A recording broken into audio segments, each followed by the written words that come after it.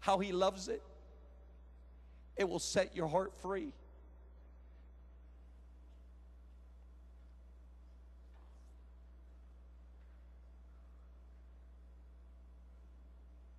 I remember this touched my heart deeply. I like to think of Hosea, one of the first written prophets. And I picture him as a young man. And you can picture him, I mean, he's zealous just like we are. You're here. You're asking for God to encounter you, make you a prophet to the nations. That's good. We need a lot of prophets to the nations. We need a lot of encounters. Oh, I wish that how all of us in here would just get visited by God tonight and taken up and see the manifestation of the healing power break out from the back of the room, from the front of the room, meeting in the middle, and waves of glory catching us. Oh, God, come. I mean, you'd wake up a little bit right now instead of that blank look you're giving me.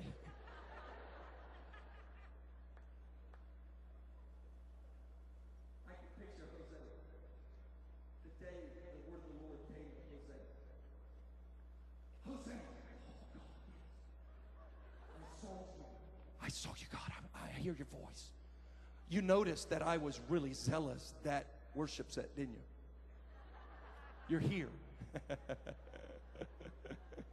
He's waited his whole life.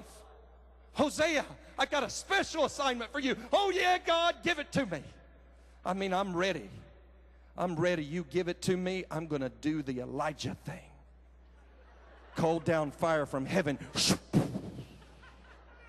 I'm the man for this job. Oh, Hosea, I've got a special job for you. It's a deep job. It's one of the deep things of my heart. It's the deep things. Oh, okay, it's the deep things like, you mean when Moses stood right there at the Red Sea and you said, stretch forth your rod, Moses. I can do that. I'm made for that, God. I'll part 2 seas. Oh, Hosea, that's good, but you know, I've got something better. I got the deep things, Hosea. Oh, yeah, God, yeah, I know. Maybe,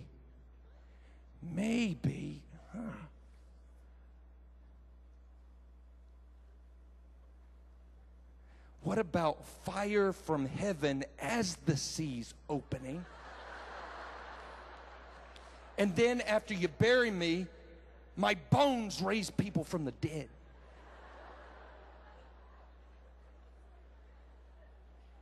I'm ready, God. Give it to me. I'm ready. Well, Hosea, this is precious to me. This is really precious. It's the dearest thing to my heart. Here's what I want you to do. I want you to go marry Gomer. See, she's a prostitute. And I want you to marry her. And not only do I want you to marry her, I want you to marry her and she's going to have children of harlotry. See, she's a harlot, Hosea, and she's going to have children who don't have your facial features. Instead, they're going to look like your neighbors. I want you to marry her.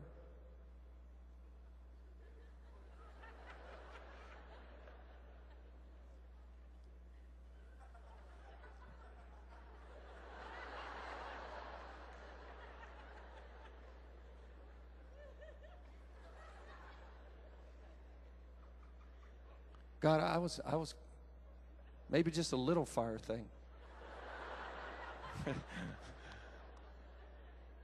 He goes, no, this is too precious. I've reserved it for you, Hosea. You said you wanted to know my heart. You said you wanted the deep things, Hosea. I've reserved it for you. But God, this is unlawful.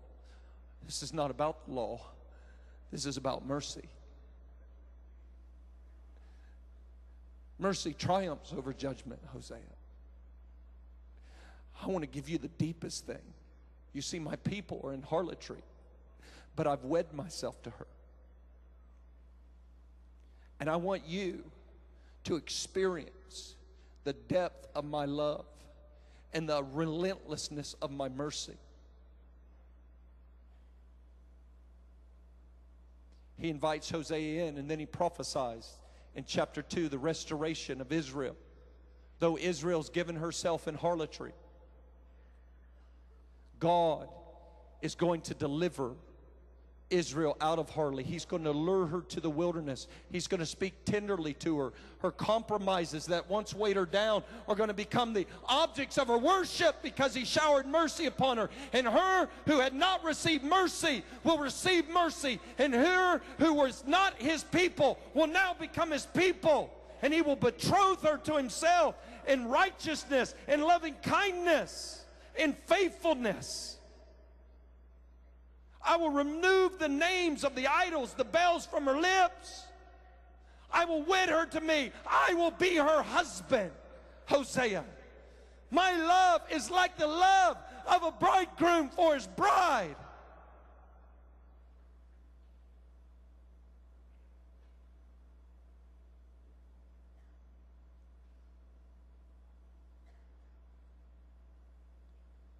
So in chapter 3, God comes again to Hosea. He says, Hosea, do you remember how I told you I was going to win back Israel by pursuing her again, hedging her in, causing her to thirst, hedging her in with thorns, slaying her with thirst, revealing myself to her in the midst of her dire circumstance? In the midst of her calamity, I would come to her like a husband and have her back. God would say later to Jeremiah, how many of you, if your wife left you, would ever take her back? No, you would not. But turn to me, Israel, for I am still married to you.